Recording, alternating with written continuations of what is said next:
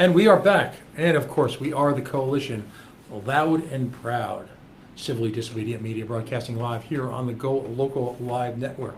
CoalitionRadio.us, Facebook.com/The Coalition Radio, on the Mighty Mighty Twitter at Coalition_radio. A big thank you to all of tonight's guests. First of all, in our first segment, Victor Matheson. If you missed him, you missed a treat. We will have that video up.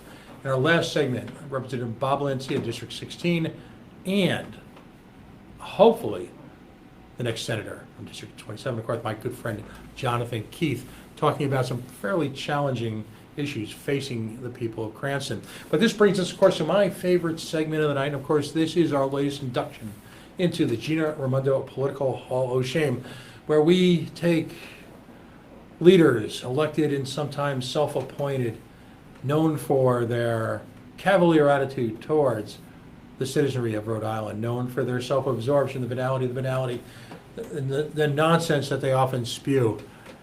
And it is with deep sadness, of course, you know I'm sarcastic about this, deep sadness, that we announce this week's inductee, and of course, that is my mayor, the mayor of Cumberland, not the actor, but none other than Mayor Bill Murray. Why has he been inducted? Now, he's an Amy Bell fellow. This is not like the Baseball Hall of Fame, where in many cases it's a lifetime of work necessary to get in. Sometimes single achievements manage to get you an induction.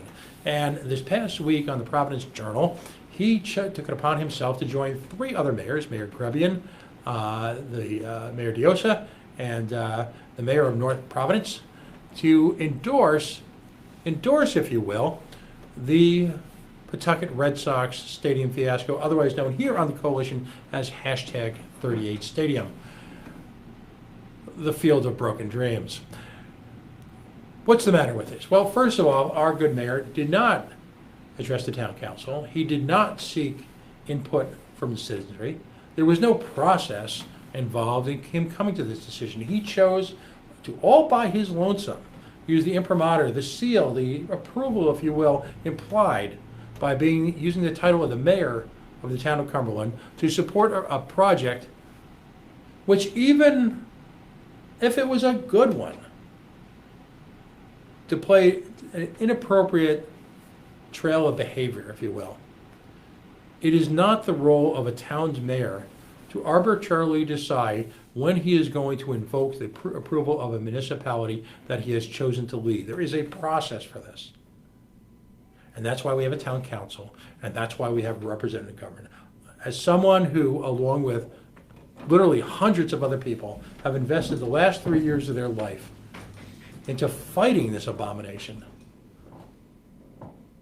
I find it disgusting that he would be so ignorant and so uncaring of that effort and the underlying reasons. And let's just spend for a moment, we spent the first hour of the show talking about the broader economic issues, let's spend briefly a moment talking about why it's such a crappy idea for Cumberland.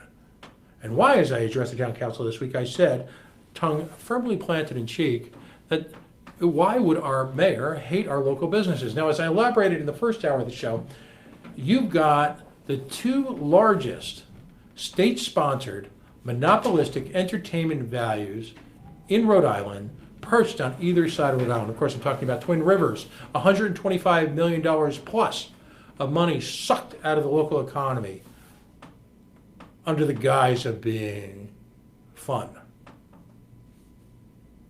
On the other side of Providence, of Pawtucket, if you will, you would have this new stadium.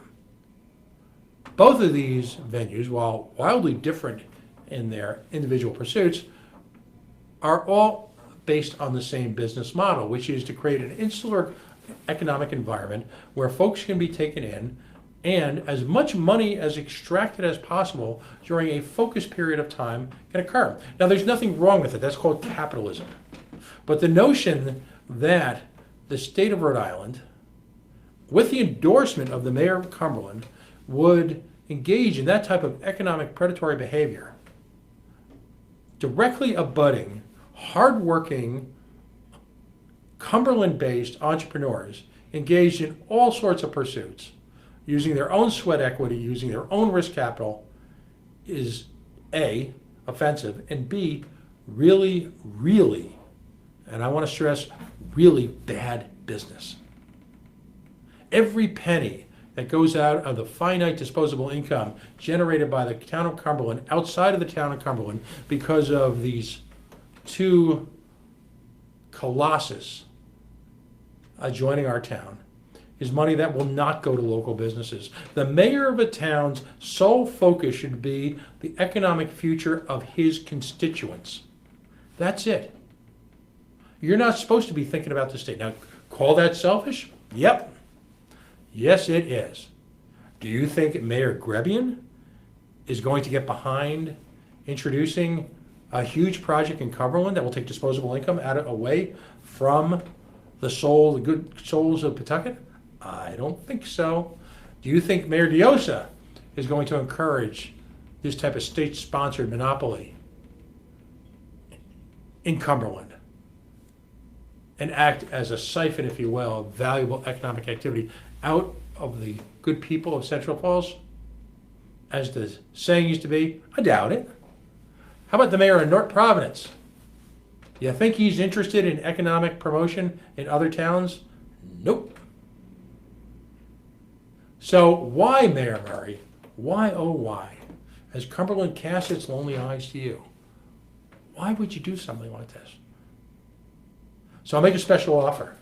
If you're willing to recant, if you'll support a council debate over just this issue, and I respectfully ask the council chairperson and the town council of Cumberland to consider a resolution opposing the construction of the Pawtucket Red Sox Stadium. If you're willing to do that, then we will make a rare exception. We will remove you from the Gina Raimondo Political Hall of Shame.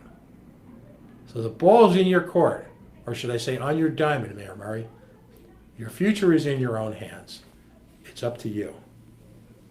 As always, I want to take this moment to thank one of our sponsors, the sponsor of the Gina Raimondo Political Hall of Shame. And of course, I'm talking about iServices LLC.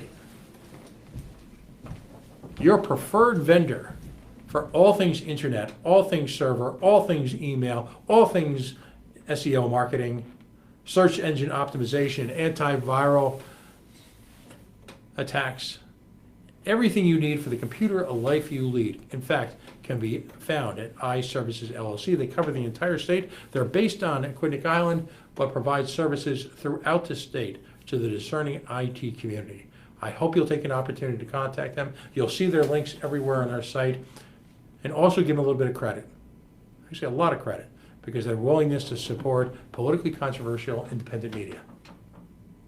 Because if anything this week has proven, it's our mayor's contribution to the mainstream legacy media that cries out for an independent voice. So iServices LLC, your favorite internet and IT provider.